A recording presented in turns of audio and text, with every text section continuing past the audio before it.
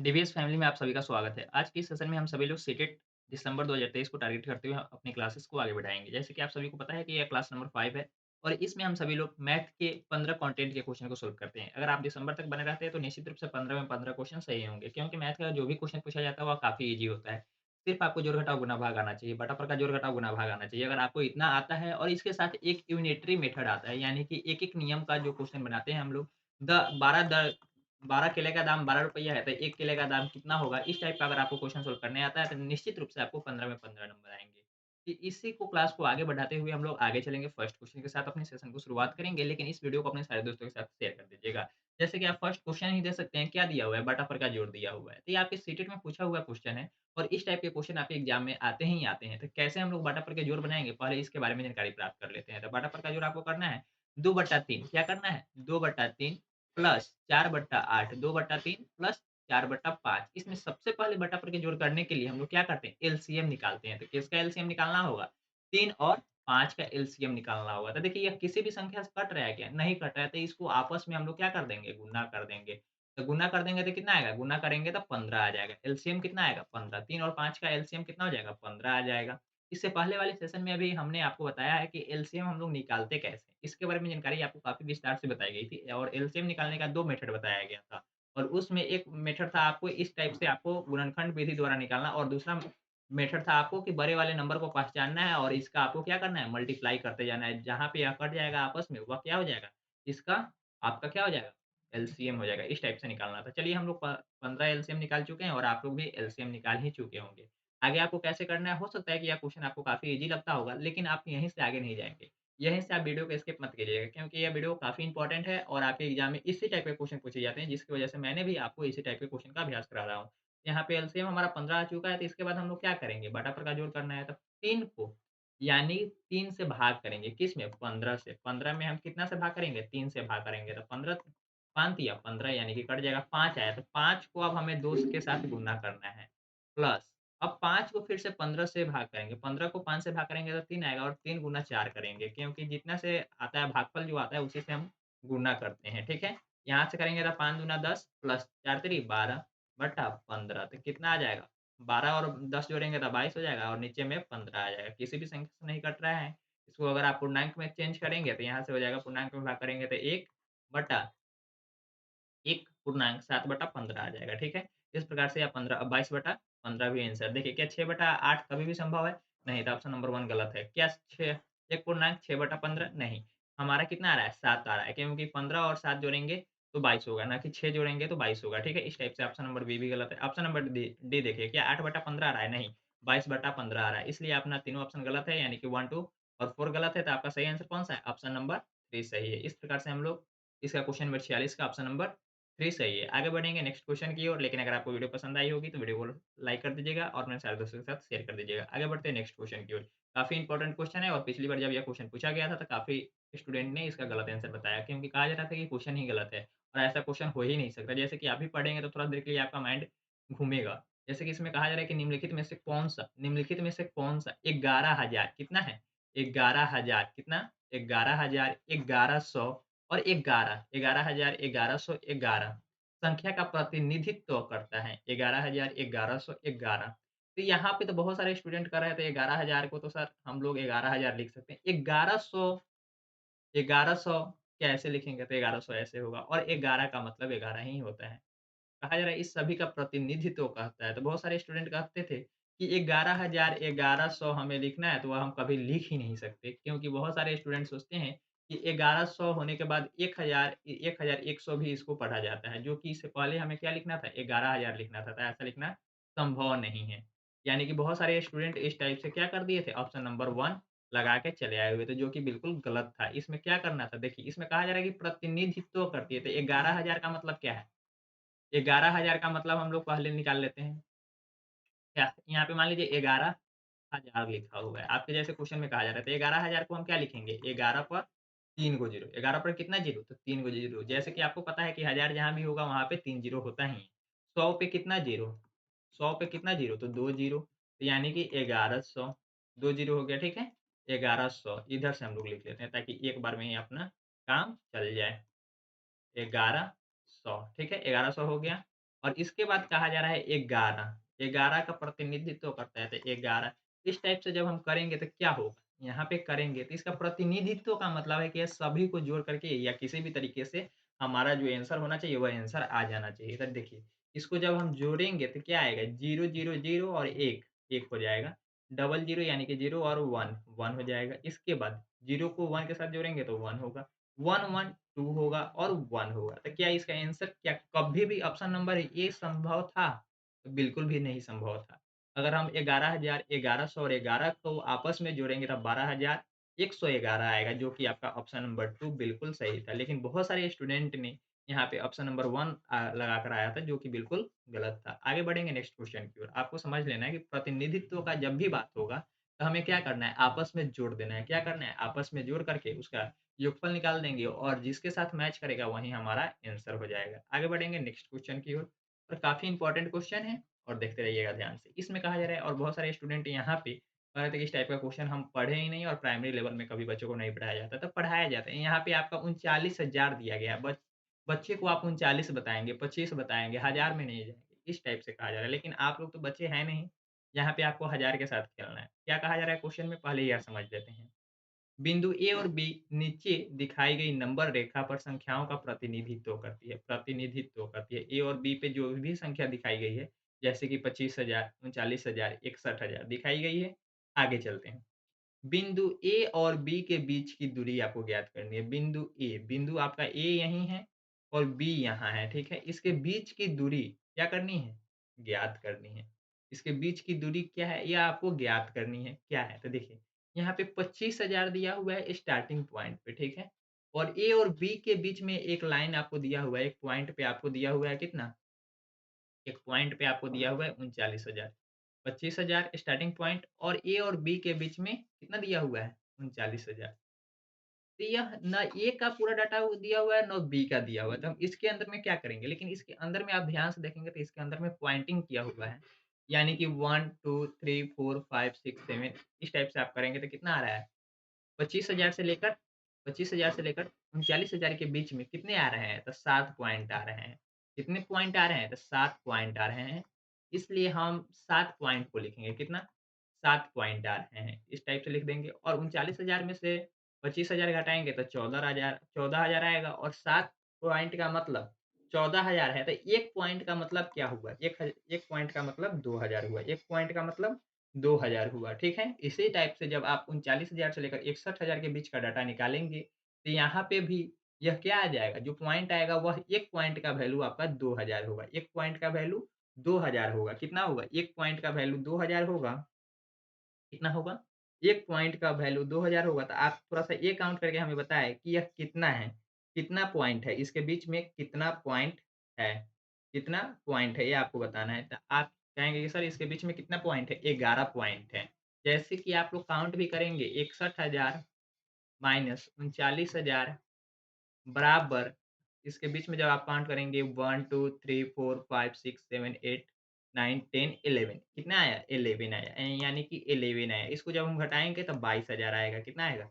22,000 आएगा बराबर 11 यानी कि 11 का मतलब 22,000 11 पॉइंट का मतलब 22,000 तो 1 पॉइंट का मतलब 2,000 1 पॉइंट का मतलब 2,000 1 पॉइंट का मतलब 2,000 यानी कि हमें अब पॉइंट काउंट करना है। ए और बी के बीच में टोटल पॉइंट है कितने? ए और बी के बीच में टोटल पॉइंट है कितने? यह अब हमें काउंट करना है। तो चलिए 39,000, 25,000 और 61,000 की मदद से हम 1 पॉइंट का डाटा निकाल चुके हैं। ये डाटा हमारा कितना है? 1 पॉइंट का मतलब कितना है? तो 1 पॉइंट का मतलब हमारे बीच कितना है? 2,000 है। 1 पॉइंट का मतलब बीच कितना है? 2,000 है। तो हमारे बीच में अब ए और बी के बीच में कितने पॉइंट है? यह तो हमें काउंट करेंगे तब तो हमें पूरा डाटा पता लगेगा ना कि आखिर कितना इसका दूरी आएगा। तो इसको काउंट करते हैं 1, 2, 3, 4, 5, 6, 7, 8, 9, 10, 11 कितना आएगा? 11 आएगा। कितना आएगा? 11 आएगा। यानी कि 1 पॉइंट का मतलब 2,000 तो 11 पॉइंट का मतलब कितना? 11 पॉइंट का मतलब 2,000 से गुना कर देंगे तो कितना आ जाएगा? 22,000 आ जाएगा। कितना आ जाएगा? 22,000 आ जाएगा। इसका एक दूसरा तरीका भी है। क्या करते हैं? टोटल को जोड़ लेते हैं, -1 कर देते हैं। टोटल को जोड़ देते हैं, -1 कर देते हैं, क्योंकि दोनों छोर काउंट होता नहीं है। ए और बी दोनों को काउंट करेंगे तो यह 12 आएगा, जबकि यह बिल्कुल क्या हो जाएगा? गलत हो जाएगा। कभी एक पॉइंट को हम छोड़ते हैं ऐसा इसलिए क्योंकि एक नंबर 2 बार काउंट हो जाते हैं। जैसे कि आप लोग रैंकिंग पढ़े होंगे तो टोटल नंबर ऑफ स्टूडेंट निकालना पड़ता है। जिसमें क्वेश्चन दिए होते हैं लेफ्ट से किसी व्यक्ति का, राम का लेफ्ट से कितना स्थान दिया है? 12, राइट से भी आपका 12 दिया हुआ है, तो 12-12 आप 24 नहीं करेंगे। उस कक्षा में टोटल कितने स्टूडेंट होंगे? तो 23 ही स्टूडेंट होंगे क्योंकि लेफ्ट प्लस राइट माइनस 1 करना होता है। ना तो अगर आप -1 नहीं करेंगे तो राम आपका 2 बार काउंट हो जाएगा, जबकि आपकी कक्षा में राम कितना है? 1 ही है। इस टाइप से इसका आंसर 23 आता है। 12 दूना 24 -1 करेंगे तो 23 आएगा। यानी कि इस टाइप से यहाँ पे भी आपको करना होगा। यानी कि नंबर लाइन पे ए और बी को हम 2 बार काउंट कर लेंगे, इसलिए हमें एक माइनस करके चलना पड़ता है। इसलिए हमने 11 गुना 2 2000 किया, तो हमारा कितना आंसर आया? 22,000 आया 22,000 आया। इस प्रकार से हमारा सही आंसर ऑप्शन नंबर 4 हो जाएगा। आगे बढ़ेंगे नेक्स्ट क्वेश्चन की ओर, काफ़ी इंपॉर्टेंट क्वेश्चन है। आगे बढ़ेंगे, यहाँ पे कहा जा रहा है 50 नंबर क्वेश्चन में 3 पूर्णांक 1/4 केजी। तो बहुत सारे स्टूडेंट सोचेंगे कि 3 पूर्णांक 1/4 केजी का मतलब कितना केजी हुआ? बहुत सारे स्टूडेंट को तो इतना ही नहीं पता होगा कि 1 केजी में कितने ग्राम होते हैं। आप सोच रहे होंगे कि 1 केजी में 1000 ग्राम होते हैं, तो बिल्कुल सही है।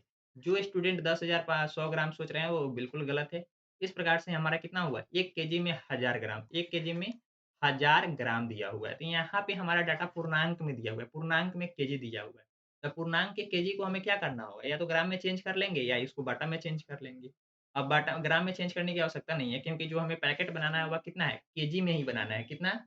केजी में ही बनाना है। चीनी का जो पैकेट बनाना है वह केजी में ही बनाना है, ठीक है? इस टाइप से हम करेंगे तो 3 पूर्णांक 1/4 3 पूर्णांक 1/4 केजी का मतलब है 4 त्रिक 12 3 चौका 12 प्लस 1 कितना हो जाएगा? 13 यानी कि 13/4 13/4 केजी हमारे पास चीनी है। 13/4 केजी हमारे पास चीनी है। इसमें से हमें बनाना कितना का पैकेट है? तो 1/16 केजी चीनी का पैकेट बनाना है। 1/16 केजी का चीनी 1/16 केजी चीनी का पैकेट बनाना है। यानी कि कुल चीनी हमारे पास टोटल चीनी जो दिया हुआ है वह 13/4 केजी है। 13/4 केजी है, जबकि हमारे पास 1 पैकेट चीनी का कितना वेट रखना है? तो 1/16 वेट रखना है, यानी कि इस दोनों को आपस में भाग करना है।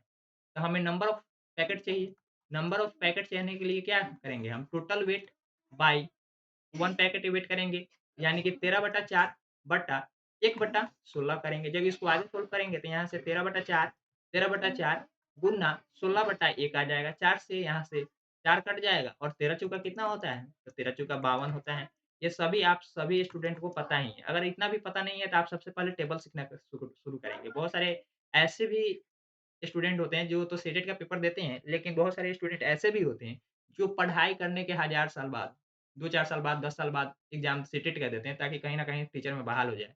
और ऐसा पहले होता था क्योंकि बिहार में भी पहले सीटेट के नंबर के बेसिस पे आपकी बहाली होती थी, लेकिन अब बीपीएससी आ गया है। तो कृपया आप ध्यान से पढ़ेंगे तभी आपका सिलेक्शन होगा, अन्यथा आपके पास सर्टिफ़िकेट का एक टुकड़ा रह जाएगा, जिसका कोई मान्यता नहीं रहेगा। इस प्रकार से आप क्या करेंगे, सबसे पहले कैलकुलेशन को आप जितना हो सके संभवतः ईज़ी करेंगे। आप कैलकुलेशन को कितना ईज़ी करते हैं, ये पूर्णांक से बाटा में ही चेंज करने नहीं आता बहुत सारे स्टूडेंट को, ऐसे भी स्टूडेंट हैं। कहते हैं कि मेरा 120 में 100 150 में 120 नंबर आएगा, कभी संभव नहीं है। जब तक आपको ये सभी ईज़ी क्वेश्चन को सोल्व करने नहीं आएँगे, तब तक आप अच्छे नंबर प्राप्त नहीं कर सकते। इसलिए थोड़ा-सा ध्यान से पढ़िए और आप सभी की सबसे बड़ी कमी यही है कि आपको जो फ़ोर्स करता है, सबसे पहले आपको फ़ोर्स करना पड़ता है कि क्लास आकर देखिए, क्लास कीजिए, ऐसे नहीं। आपको सभी को पता है कि डीवीएस टीच पे रात को 8 बजे आपको क्लासेस होती है। क्या ज़रूरी है कि हम जब आपको मैसेज करेंगे कि क्लासेस चल रही है तभी आप लोग आके क्लास करेंगे? ऐसा बिल्कुल नहीं। आपको खुद अपने प्रति ईमानदार होना होगा कि हाँ, आप क्या कर रहे हैं। आपका टाइम जो है 24 घंटे में आप कितना पढ़ाई पे दे रहे हैं। थोड़ा-सा ध्यान से पढ़िए तभी आपका क्या है सीटेट का रिज़ल्ट भी अच्छा आएगा और फिर से बिहार में दिसंबर की बहाली आ रही है। इसी प्रकार से अभी इलेक्शन का टाइम है और काफ़ी अच्छे-अच्छे वैकेंसी भी आ रहे हैं, जैसे कि बिहार में बिहार एसएससी की भी आया है और उत्तर प्रदेश में भी आपको शिक्षक के सुपर टेट की बहाली बहुत जल्द आने की संभावना है। केबीएस, एनबीएस भी होती है, तो थोड़ा-सा ध्यान से आप पढ़ेंगे और सभी में सीटेट का नंबर अनिवार्य ही है। आपको क्वालिफ़ाइड होना ही होगा। अब नंबर के बेसिस पे आपका मेरिट नहीं बनेगा, ताकि आपको उसमें क्या करना होगा, फिर से मेहनत करना होगा एनबीएस, केबीएस जो भी एग्ज़ाम की आप तैयारी कर रहे हैं, उसको स्पेशली फिर से आपको तैयारी करना होगा। लेकिन सभी एग्ज़ाम का तैयारी करने से पहले आपको उसका फॉर्म भरना पड़ता है और फॉर्म भरने के लिए आपको एक क्राइटेरिया होता है जिसको आप फुलफ़िल करेंगे तभी आपका फॉर्म फिल होगा, ठीक है? तो सभी जितने भी टीचर की एग्ज़ाम है, चाहे वो गवर्नमेंट सेंट्रल लेवल पे हो, गवर्नमेंट लेवल स्टेट लेवल पे हो, कहीं भी हो, सभी में सीटेट को क्वालीफाई माना गया है। सीटेट आप क्वालिफाइड होंगे तभी आप क्या कर सकते हैं, एनवीएस का, केवीएस का, नवोदय का या केंद्रीय विश्वविद्यालय का या केंद्रीय विद्यालय का आप फॉर्म डाल सकते हैं। यहाँ तक कि स्टेट गवर्नमेंट भी 1 टू 5 में बिहार गवर्नमेंट भी 1 टू 5 में सीटेट को ही मान्यता देता है। 1 टू 5 में सीटेट को ही देता है। 6 टू 8 में भी स्टेट गवर्नमेंट कराई है, जिसकी वजह से स्टेट को वैलिड किया जाएगा, या आप सीटेट भी क्वालिफाइड हैं, पेपर 2 तो आप सीटेट के आधार पे भी फॉर्म को फिल कर सकते हैं। इस टाइप से पहले सीटेट क्वालिफाइड होना अनिवार्य है, किसी भी टीचर वैकेंसी के लिए, किसी भी राज्य में। और ऐसे आपको पता है कि सीटेट ऑल ओवर इंडिया में, हर राज्य में, हर जगह वैलिड है। कुछ स्टेट ऐसे भी हैं, जो आपको जनरली अपना पेपर कराते हैं, टेट का पेपर, बिहार टेट, उधर यूपी टेट, इस टाइप से पेपर होते हैं। तो वो सभी अपने-अपने एलिजिबिलिटी क्राइटेरिया रखे हैं अपने स्टेट के अनुसार। तो आपको फिल करना होगा। सीटेट की आप तैयारी कर रहे हैं, तो सीटेट पे थोड़ा ध्यान से फ़ोकस करेंगे। सिर्फ़ जोड़, घटाव, गुणा, भाग आप अपना कंप्लीट कर लीजिए, बटा-बट के जोड़, घटाव, गुणा, भाग, और इसके साथ ही साथ यूनिटरी मेथड, जिसको हिंदी में इकाई मेथड बोलते हैं। इकाई, एक-एक नियम, जैसे कि 12 आम का दाम ₹12, 12 आम का दाम ₹24, तो 1 आम का दाम कितना हुआ? ₹2 हुआ। तो इस टाइप से अगर आपको क्वेश्चन सोल्व करने आते हैं, और इसके अलावा प्लस, माइनस, गुणा और डिवाइड, ये 4 आपको मेथड आते होंगे, तो आप बिल्कुल अच्छे तरीके से सीटेट को क्वालिफ़ाइड कर सकते हैं, और मात्र एक बार में मैथ में 15 नंबर भी ला सकते हैं। नहीं भी आते हैं, जोड़, घटाव, गुणा, भाग भी नहीं आता है, तो कोई बात नहीं, आप दिसंबर तक हमारे साथ जुड़े रहिए। निश्चित रूप से आपको ये सभी भी कंप्लीट हो जाएगा, और मैथ के 15 कंटेंट के सेक्शन में 15 ही आएँगे। 14 नहीं आने की संभावना है, अगर आप थोड़ा-सा ध्यान से देखिएगा, और आपको बार-बार फ़ोर्स करने की आवश्यकता हमें ना हो, इस प्रकार से आप डेली आकर 8 बजे डीवीएस टीच पे, रात्रि 8 बजे आकर इस क्लासेस को आप देख सकते हैं, और डेली प्रतिदिन 8 बजे लाइव होती ही होती है, हर हाल में लाइव होगी। चाहे सिचुएशन कोई भी हो, उससे कोई मतलब नहीं, आपके साथ क्लासेस ज़रूर होगी। यहाँ पे आगे चलते हैं हम लोग, यह सभी आपको जनरल जानकारी थी, जो आपको बताना काफ़ी इम्पोर्टेंट था, ताकि आप लोग कुछ मोटिवेट हो सके और क्लास के प्रति ईमानदार हो सकें। क्वेश्चन नंबर 51 में आपसे कहा जा रहा है कि हरीश ने, एक व्यक्ति है जिसका नाम क्या दिया हुआ है? हरीश ने 18:40 बजे अपनी यात्रा शुरू की है। 18:40 यानी कि आप सोच रहे होंगे 18:40 बजे यात्रा शुरू की है। तो आप लोग जब भी रेलवे स्टेशन पे जाते होंगे, तो वहाँ पे आपको शाम के 4 बज के एएम या पीएम में टाइम नहीं दिखाया जाता है। वहाँ पे वह 24 बजने वाली घंटी होती है। 24 बजे वाली घंटी, 24 घंटे वाली घड़ी होती है। क्या होती है? 24 घंटे वाली घड़ी होती है। यानी कि उसमें 23 बज के 59 मिनट 59 सेकंड भी होता है। उसमें 12 बजने के बाद 1 नहीं बजता है, 12 बजने के बाद 13 बजता है, 13 के बाद 14 होगा, 14 के बाद 15 होगा, यानी कि 12 हम लोग जो घर में दीवाल घड़ी लगाए हैं, वह 12 घंटे वाली घड़ी है। उसमें 12 के बाद 1 फिर से बजना शुरू हो जाता है, तो जबकि 1 को ही दोपहर में जो 1 बजता है, वह 1 का मतलब क्या होता है? 1 का मतलब रेलवे स्टेशन पर 13 होता है, 2 का मतलब 14 होता है, और 15 का मतलब 3 होता है, 16 का मतलब 4 होता है, 15 का मतलब 17 का मतलब कितना होता है? 5 होता है। इसी टाइप से 18 का मतलब 6 होता है। 18 का मतलब 6 होता है, तो देखिए यहाँ पे जो व्यक्ति है यह हरीश है। हरीश नाम का एक व्यक्ति है जो अपनी यात्रा कितने बजे शुरू कर रहा है? तो अपनी यात्रा 18 बजकर 40 मिनट पे शुरू कर रहा है। यानी कि आपके घड़ी में, आपके घर में जो दीवाल घड़ी लगी है, उसमें कितने बजे वह यात्रा शुरू कर रहा है? तब बार यानी कि 6 बज के 40 मिनट शाम से यात्रा को शुरू कर रहा है। कितने बजे? 6 बज के 40 मिनट शाम से यात्रा को शुरू कर रहा है, ठीक है? शाम से शुरू कर रहा है, लेकिन रेलवे स्टेशन पे जब यह यात्रा शुरू कर रहा था, उस टाइम कितना टाइम शो कर रहा था? 18 बजकर 40 मिनट। यह यात्रा शुरू करने का टाइम है, यानी कि स्टार्टिंग टाइम इसका कितना है? ट्रैवलिंग जो ये स्टार्ट कर रहा है, या स्टार्टिंग टाइम 18 बज के 40 मिनट है, ठीक है? आपको इतना पता लग गया, क्वेश्चन को आपने इतना तक पढ़ा, तो निश्चित रूप से आपको ये जानकारी हो गई होगी। आगे कहा जा रहा है, आगे कहा जा रहा है, और 22 बज के 20 मिनट पे समाप्त करती है। यात्रा को यह क्या कर देता है? समाप्त कर देता है, और स्टार्ट इसका एंडिंग टाइम क्या है? यानी कि अंतिम टाइम क्या है? एंडिंग टाइम इसका दिया हुआ है, इसका एंडिंग टाइम दिया हुआ है, क्या? एंडिंग टाइम दिया हुआ है 22:10, 22:20 दिया हुआ है, यानी कि 22:20 का मतलब क्या हो गया?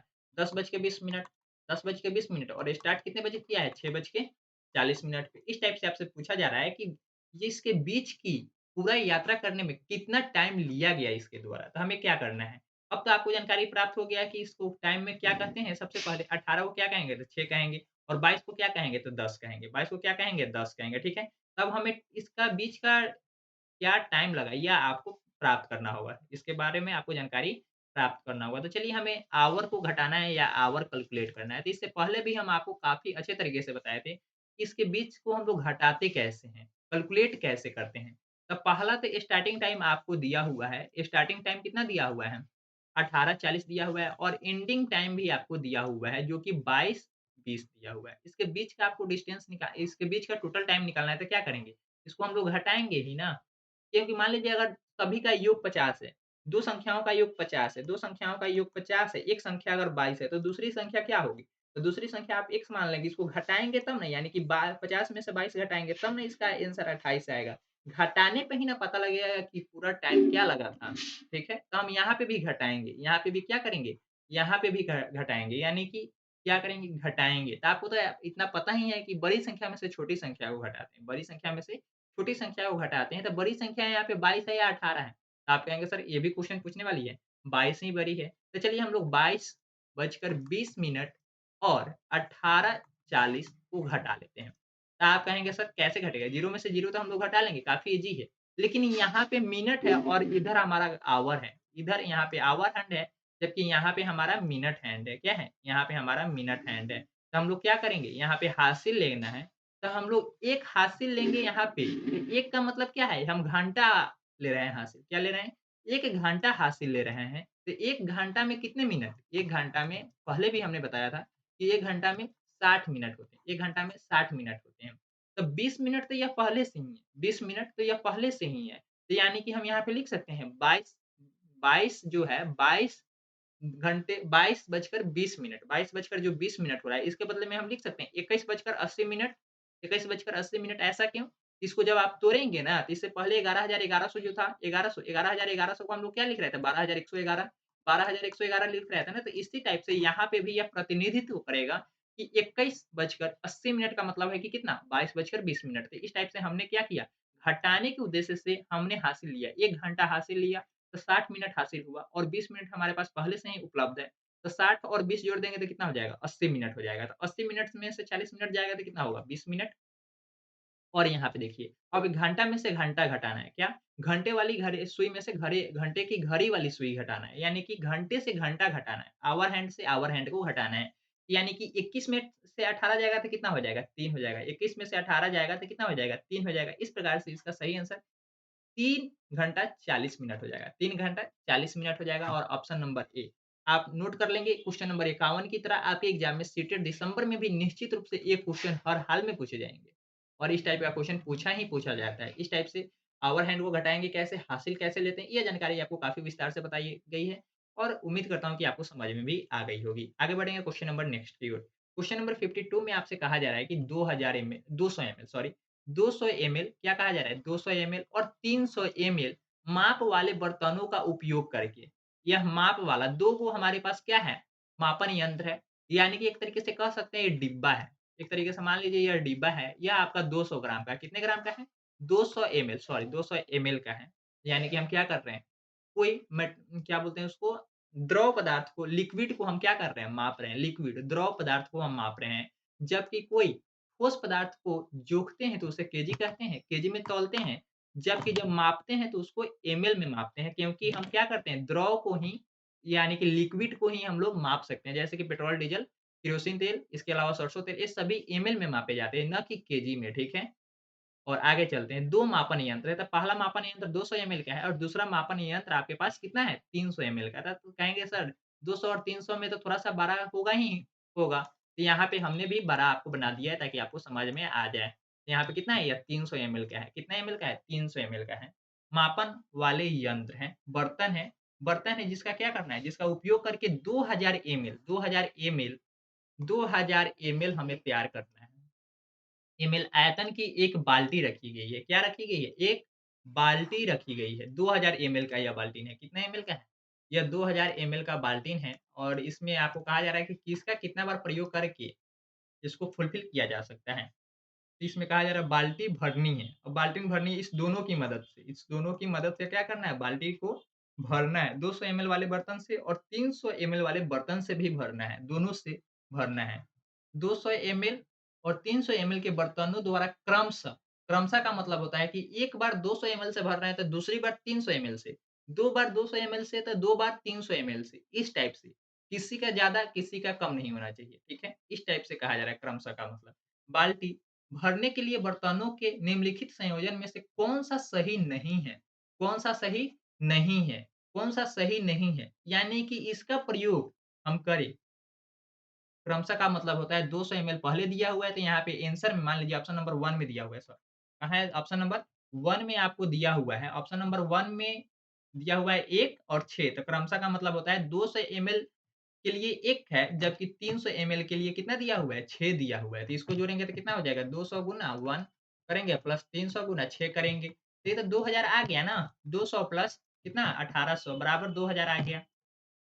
तो हमें 2000 एमएल प्राप्त हुआ। लेकिन यहाँ पे कहा जा रहा है कौन-सा सही नहीं है, यानी कि 2000 नहीं आना चाहिए। जब इसको हम कैलकुलेट करें तो 2000 नहीं आना चाहिए था। ऑप्शन नंबर 1 तो सही आ रहा है, यानी कि ये तो सही है। तो ऑप्शन नंबर क्या हो जाएगा? ऑप्शन नंबर 1 इस क्वेश्चन के अनुसार ऑप्शन नंबर 1 गलत होगा। ऑप्शन के अनुसार क्या हो जाएगा? क्वेश्चन के अनुसार ऑप्शन आपका गलत हो जाएगा क्योंकि इसमें गलत ऑप्शन चुनना है, जो 2000 एमएल के इक्वल ना हो। अगर 4 बार हम 2000 एमएल का 200 एमएल बर्तन का प्रयोग कर रहे हैं, 4 बार 200 एमएल बर्तन का प्रयोग कर रहे हैं और 4 बार 300 एमएल बर्तन का प्रयोग कर रहे हैं, तो बताइए क्या यह 2000 के बराबर होगा? तो बिल्कुल हो जाएगा। 4 में जब 200 को 4 से मल्टीप्लाई करेंगे तो 800 हो जाएगा और 300 को जब आप 4 से मल्टीप्लाई करेंगे तो 1200 हो जाएगी। यानी कि 1200 प्लस 800 यानी कि 2000 कितना हो जाएगा? 2000 एमएल हो जाएगा। कितना हो जाएगा? 2000 एमएल हो जाएगा। तो यह क्या हो गया? ये भी सही हो गया। यानी कि क्वेश्चन के अनुसार ऑप्शन नंबर 2 भी गलत हो गया। 3 नंबर देखते हैं। 3 नंबर में कहा जा रहा है 700 7 गुना यानी कि 200 एमएल वाले बर्तन का प्रयोग कितनी बार करना है? 7 बार और 300 एमएल वाले बर्तन का 2 बार प्रयोग करना है। 300 बर्तन वाले एमएल का कितना बार प्रयोग करना है? 2 बार प्रयोग करना है। तो यानी कि यहाँ पे हो जाएगा 1400 7 दूना 14 यानी कि 1400 और प्लस 600 इसको भी किए तो क्या आ गया? 2000 एमएल आ गया।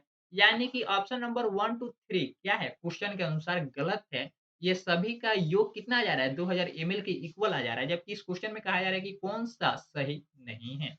कौन-सा सही नहीं है? तो हम क्या करेंगे? ऑप्शन नंबर 4 तो आपका बिल्कुल सही हो जाएगा क्योंकि जब 2 3 ऑप्शन गलत हो जाते हैं और क्वेश्चन में 4 ही ऑप्शन दिए हो, 3 ऑप्शन गलत हो गए तो चौथे ऑप्शन को हमें चेक करने की कोई आवश्यकता नहीं है, हमारा आंसर वही होता है। ऐसे भी इसको हम चेक कर लेते हैं ऑप्शन नंबर 4 में तो कहा जा रहा है 6 बार हम 200 एमएल का प्रयोग करेंगे।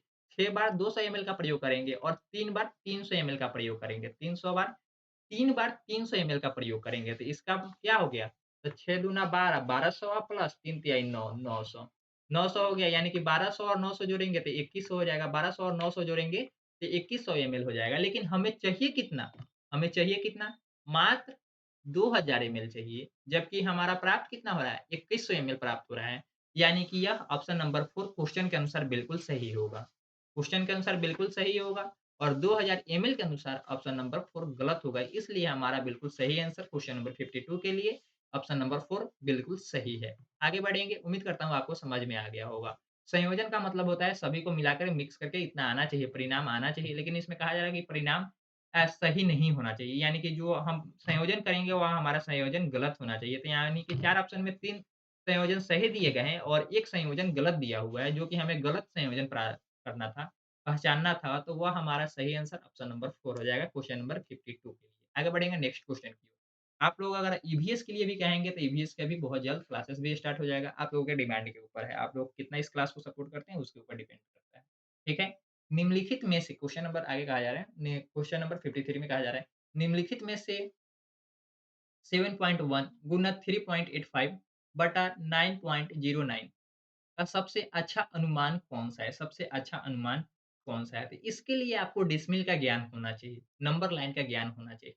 इसके लिए आपको डिसिमल का ज्ञान होना चाहिए और नंबर लाइन का ज्ञान होना चाहिए, ठीक है? तो हम कैसे करेंगे? चलिए इसके बारे में थोड़ा-सा विस्तार से हम लोग ज्ञात करते हैं। नंबर लाइन सबसे पहले बनाते हैं।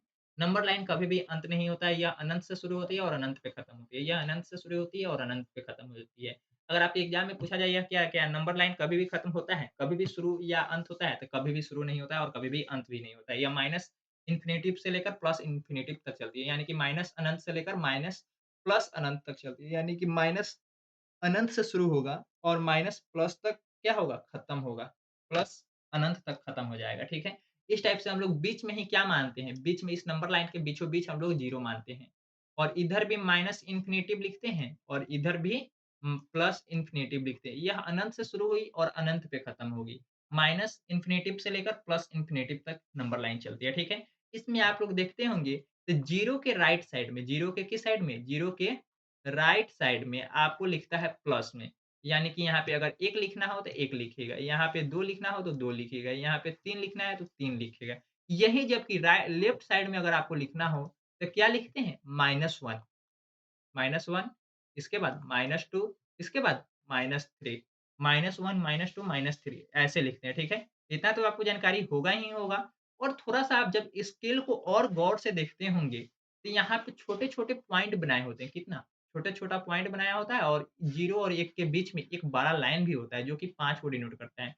तो 1, 2, 3, 4, 5 इस टाइप से हम लोग बनाते हैं। यहाँ पे भी 1, 2, 3, 4, 5 इस टाइप से 10 लाइन 0 और 1 के बीच में आप देखेंगे ना, तो 10 पॉइंट छोटे-छोटे बने होते हैं। कितने पॉइंट? 10 पॉइंट बने होते हैं। कितने पॉइंट बने होते हैं? 10 पॉइंट बने होते हैं और यह बड़ा लाइन जो है, यह आधा को डिनोट करता है। आधा पॉइंट है जो, यह आधा को डिनोट करता है। किसका? आधा को डिनोट करता है। किसको? आधा को डिनोट करता है। इसमें अनुमान की बात की जा रही है। अगर मान लीजिए थोड़ी देर के लिए 0.4 हम 4 लिखे हैं। क्या लिखे हैं? 0.4 तो इसको हम 0 मानेंगे, ना कि 5 ना कि 1 मानेंगे। अगर यहीं 0.6 दे दिया गया है 0.6 दे दिया गया है तो 1 मानेंगे, क्योंकि यह आधा से ज़्यादा है, जबकि 0.4 आधा से कम है, जिसकी वजह से हम 0 मान रहे हैं। इसी प्रकार से अगर हम दूसरा नंबर माने, अगर इसी के अनुसार हम दूसरा नंबर माने कि 1.4 को हम अनुमान के तौर पे 1 ले सकते हैं, जबकि 1.6 को अनुमान के तौर पे हम 2 ले सकते हैं। क्योंकि यह 1.5 से ज़्यादा है यानी कि 2 होगा और यह 1.5 से कम है यानी कि 1 होगा। इस प्रकार से हम अनुमान के तौर पे लेते हैं। इसी प्रकार से इस क्वेश्चन में कहा जा रहा है कि इसका अनुमान लगाना है। तो अनुमान कैसे लगाएँगे? अगर 0.5 से कम होगा तो उससे पिछले वाले पूर्ण संख्या को मानेंगे और 0.5 से अगर ज़्यादा होगा तो अगले पॉइंट को मानेंगे, यानी कि अगला नंबर मानेंगे, ठीक है? जैसे कि 7.1 कहा जा रहा है, तो देखिए अगर 7.6 होता है तो इसको हम 8 मानते, जबकि 7.5 से यह कम है, यानी कि साढ़े 7 से कम है, ये 5 से कम है तो इसको क्या मानेंगे? इसको 7 मानेंगे, अनुमान के तौर पे, ठीक है? ऐसे नंबर में जो कैलकुलेट करेंगे तो पूरा नंबर को ही कैलकुलेट करना होगा। लेकिन यहाँ पे सबसे अच्छा अनुमान कौन-सा है? यह आपसे पूछा जा रहा है। यानी कि ऑप्शन भी जो दिया गया है, वह अनुमान के आधार पे दिया गया है। तो इसका क्या आंसर आपको निकालना है, इसके बारे में आपको जानकारी बता देता हूँ। तो आपको इतना जानकारी हो गया होगा तो 7.1 दिया हुआ है तो इसका अनुमान क्या होगा हमारे लिए? 8 ना होकर क्या होगा? 7 होगा। क्योंकि यह आधा से भी कम है, आधा से भी कम है। इसी के अनुसार आगे बढ़ेंगे तो 3.85 दिया हुआ है, 3.85 दिया हुआ है। तो 3.85 का मतलब क्या है? यानी कि यह तो 3.5 से ज़्यादा है, 3.5 से ज़्यादा है, 3.6 है, 3.8 है, तो 3.8 को हम क्या मानेंगे? 4 मानेंगे। जबकि यहीं 3.4 रहता तो हम क्या मानते? 3 मानते, ठीक है? इस टाइप से हमारा इसका बिल्कुल अनुमान क्या हो जाएगा? इसका अनुमान सही हो जाएगा 4 क्या अनुमान सही होगा? 4 अनुमान 4 सही होगा। आगे बढ़ते हैं। 9.09 इसको हम क्या मानेंगे अनुमान के तौर पे? 9 मानेंगे। क्या मानेंगे? 9 मानेंगे। क्योंकि देखिए यह हमने क्या बोला कि यह आधा लाइन से अगर लेफ्ट साइड में है तो पिछले अंक को मानेंगे। जबकि यह आधा लाइन से राइट साइड में है यानी कि ज़्यादा है, मिडल पॉइंट से ज़्यादा है, तो आपको राइट वाला अंक मानना होगा। तो यहाँ पे दिया हुआ है 9.09 यानी कि 1 पॉइंट भी नहीं है, 9.1 भी नहीं है, उससे भी कम है। तो इसको हम क्या मानेंगे? 9 मानेंगे।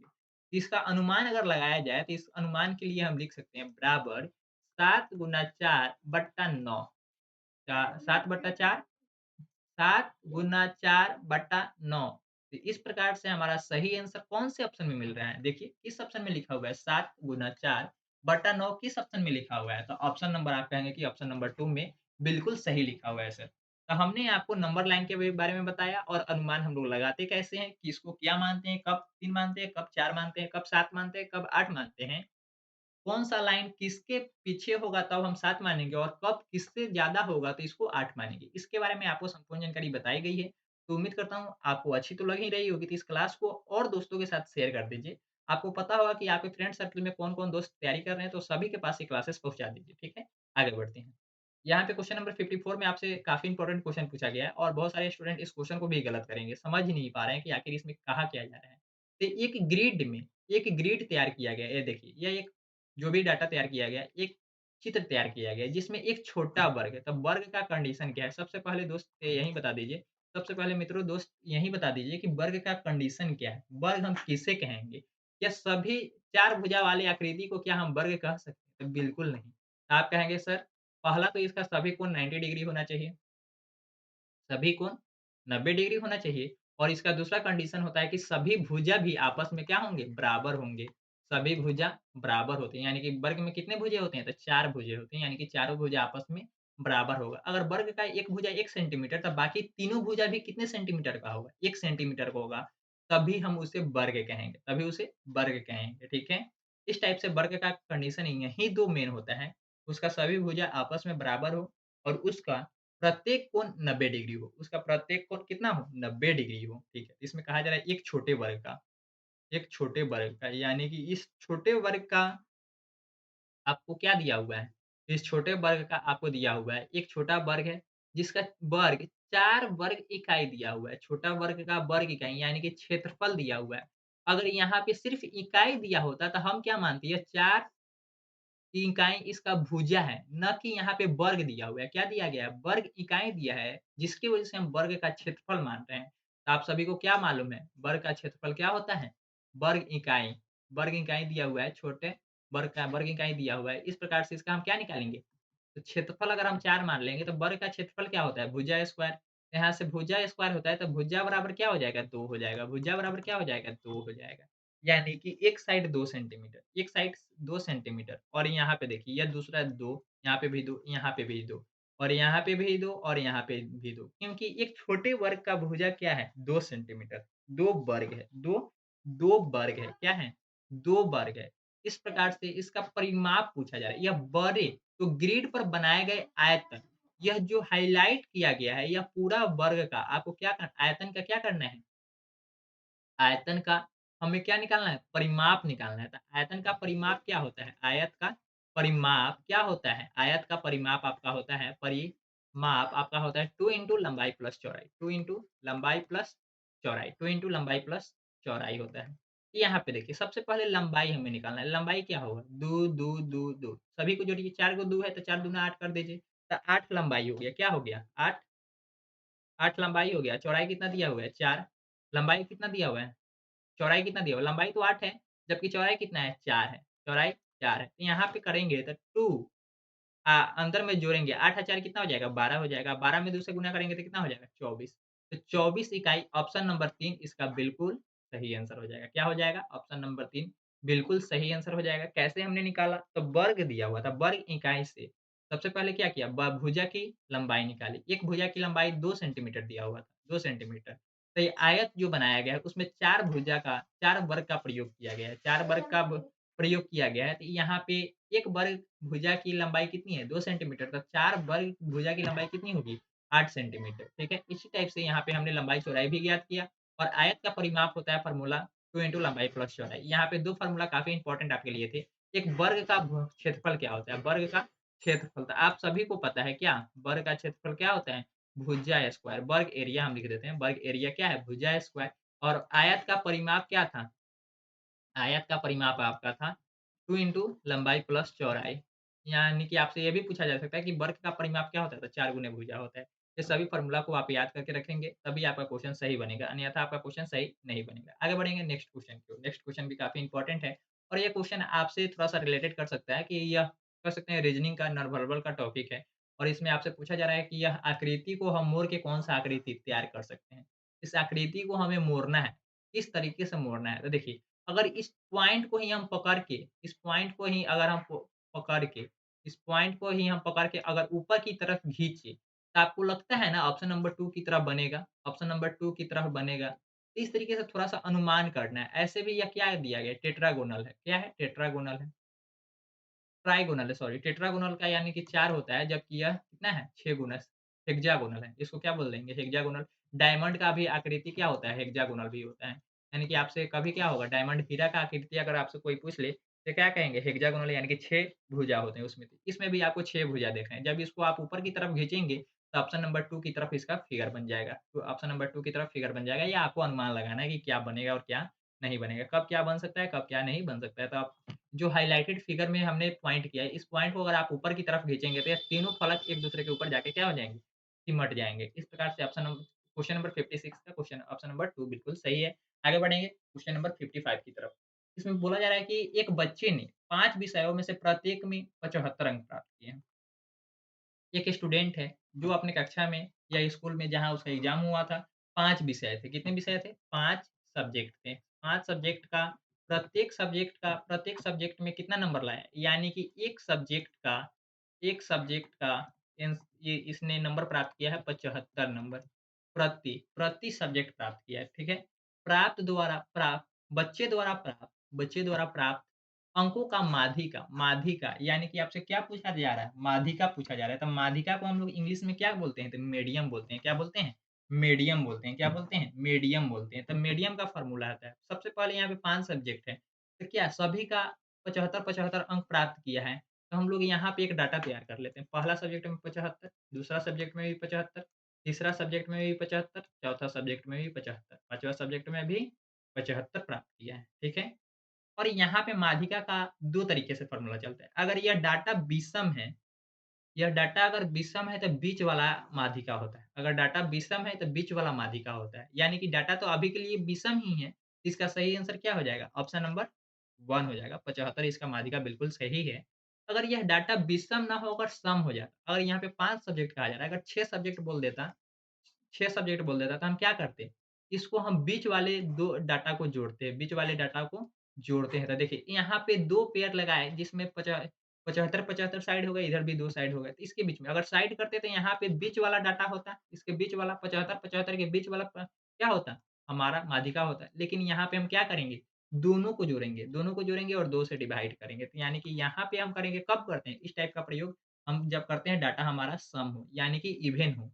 यानी कि 2, 4, 6, 8, 10 इस टाइप से हो। जब डाटा विषम होता है तो बीच वाला हमारा माध्यिका होता है। यह आप डाटा को याद करके रखेंगे, ये फ़ॉर्मूला माध्यिका के लिए काफ़ी इम्पोर्टेंट है और बहुलक का इतना ही मतलब होता है, जो अधिकतम बार आए वही हमारा बहुलक होता है।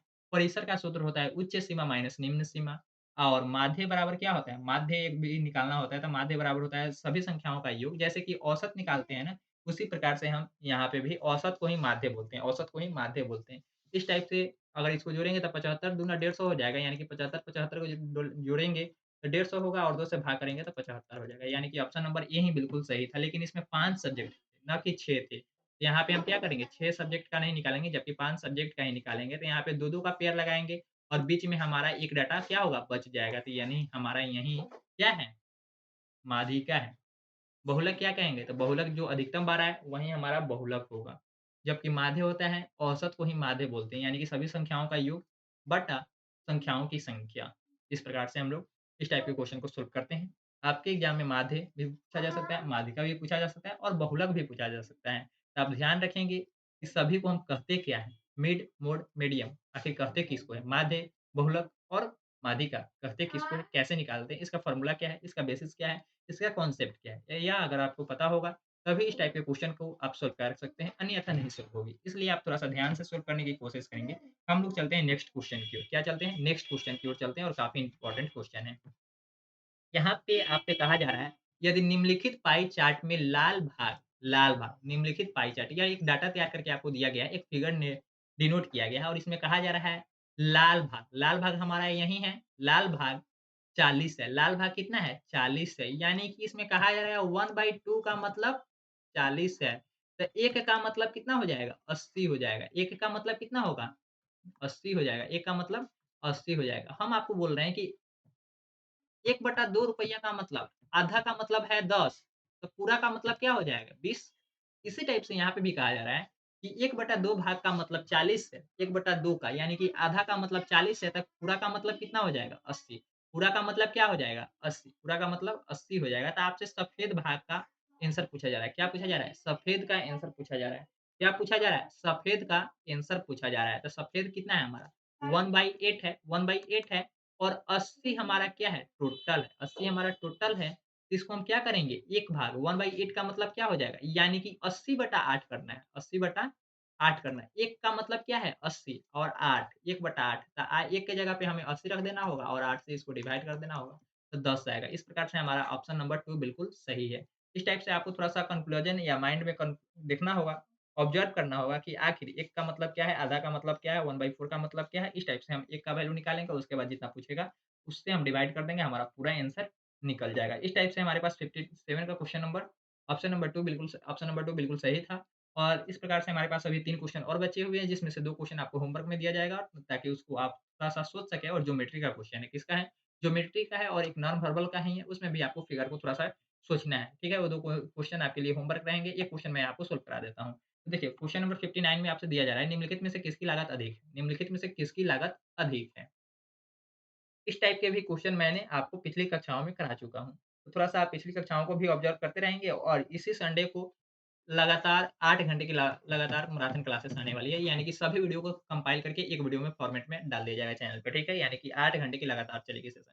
इसमें कहा जा रहा है इस क्वेश्चन में आपसे कहा जा रहा है, निम्नलिखित में से किसकी लागत अधिक है?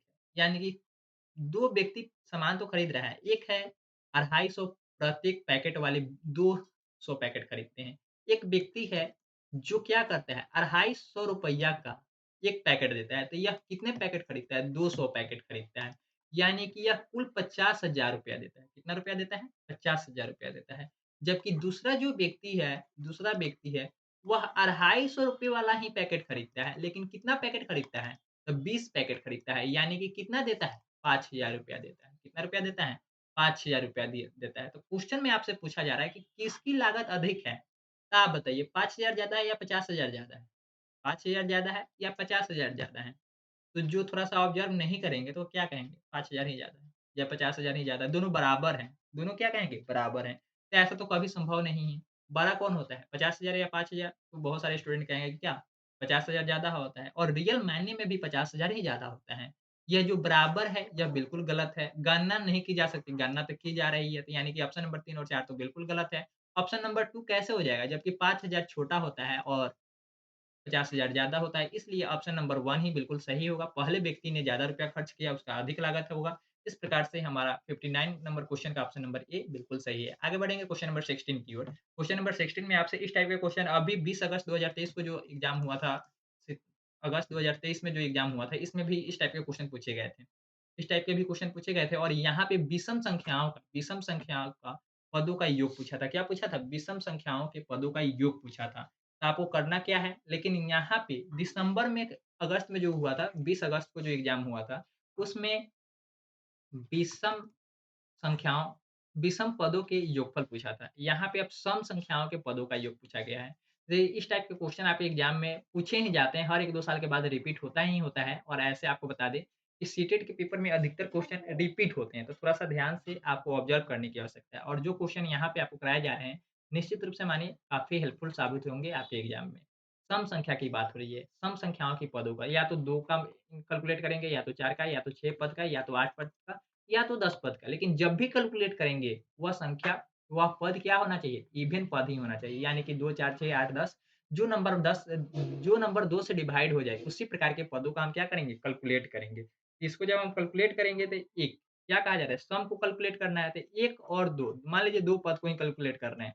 2 2 पद को कैलकुलेट करेंगे तो प्लस और माइनस कैंसल आउट हो जाएगा, यानी कि शून्य आंसर होगा।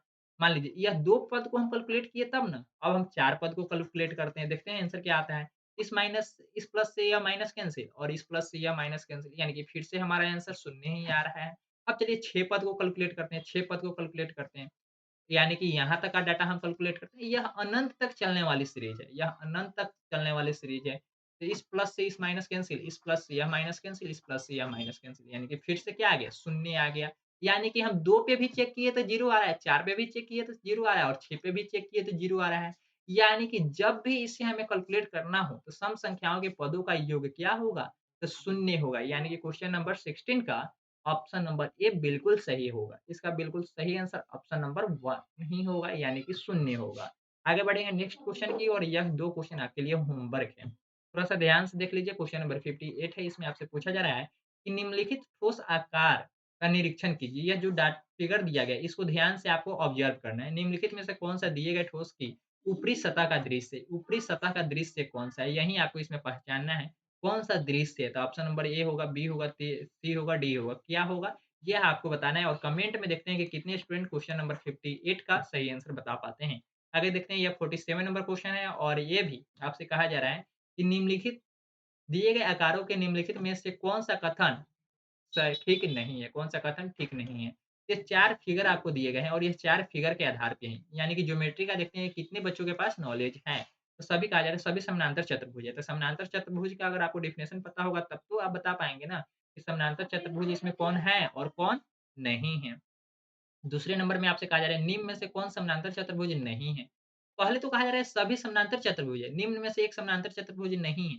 तो सबसे पहले हमें समानांतर चतुर्भुज का डेफिनिशन याद होना करना होगा या इसका क्राइटेरिया याद करना होगा कि आखिर समानांतर चतुर्भुज हम किसको कहेंगे? क्या 4 भुजा वाले सभी को हम समानांतर चतुर्भुज बोल देंगे? तो बिल्कुल भी नहीं। समानांतर चतुर्भुज का कंडीशन क्या है? यह आपको पता होना चाहिए। समचतुर्भुज किसको कहते हैं? सभी भुजा आपस में बराबर होते हैं तो समचतुर्भुज किसको कहते हैं? वह आपको कंडीशन याद होना होगा। आयत का कंडीशन क्या है? इस टाइप से हमें यह सभी का कन्क्लूज़न कल की क्लास में आपको हम बताएँगे कि इसका सही आंसर आखिर है क्या? क्वेश्चन नंबर 58 और क्वेश्चन नंबर 47 ये 2 क्वेश्चन आपको होमवर्क में दिए गए हैं, जो कि कल क्लास स्टार्ट होने से पहले ही आपको करा दिए जाएँगे, ठीक है?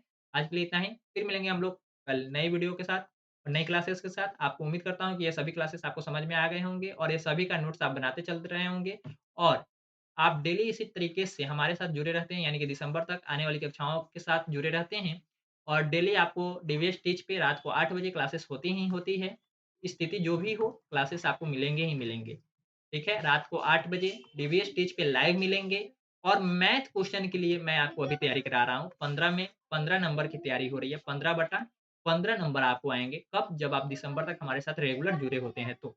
और यह एग्ज़ाम देने के बाद आपको खुद ब खुद पता लग जाएगा कि मैं जो बोल रहा हूँ वह कितना प्रतिशत सत्य है और जो आपको क्वेश्चन किस टाइप के अभ्यास कराए जा रहे हैं, वह उस टाइप के क्वेश्चन आपके एग्ज़ाम में पूछे जाते हैं या नहीं पूछे जाते हैं। इस टाइप के क्वेश्चन आपके एग्ज़ाम में हेल्पफुल होंगे या नहीं होंगे। आप मेरे ऊपर विश्वास रखिए दिसंबर तक का, जब तक आप एग्ज़ाम नहीं देते हैं तब तक का अभ्यास रखिए। अन्यथा आप एक मार्केट से एक कोई भी क्वेश्चन बैंक गाइड पेपर खरीदिए सीटेट के लिए और उसके सेट को लगाना शुरू कीजिए। आप देखेंगे कि मैथ में आपने अभी तक 5 क्लासेस किए हैं।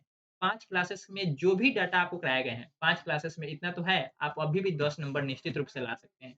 10 नंबर अभी भी ला सकते हैं, लेकिन दिसंबर तक आप बने रहते हैं, तो यह 5 नंबर जो है, ये भी आपको आएँगे ही आएँगे। ब आप कहेंगे कि 5 नंबर का कोई महत्व है? इतना मैं आपको बता दूँ कि किसी का 90 पे जनरल वाले का पास होता है और 89 आकर रह जाता है, तो उससे पूछिएगा कि 1 नंबर का महत्व क्या है? 1 नंबर से आपका सीटेट का पेपर भी रुक सकता है। इसलिए थोड़ा-सा ध्यान से और अच्छे से क्लासेस को कीजिए। आप किसी के ऊपर फ़ोर्स ना आपको कोई फ़ोर्स करे तब आप पढ़ाई ना कीजिए। आपको मन करे तो पढ़ाई कीजिए, ना मन करे ना पढ़िए, आपके ऊपर है। इसलिए थोड़ा-सा आप अपने टाइम को अपने अनुसार यूज़ कीजिए, बेहतर रहेगा। चलिए आज के लिए इतना ही, फिर मिलेंगे हम लोग कल के नई क्लासेस में। धन्यवाद। Thank you for so much.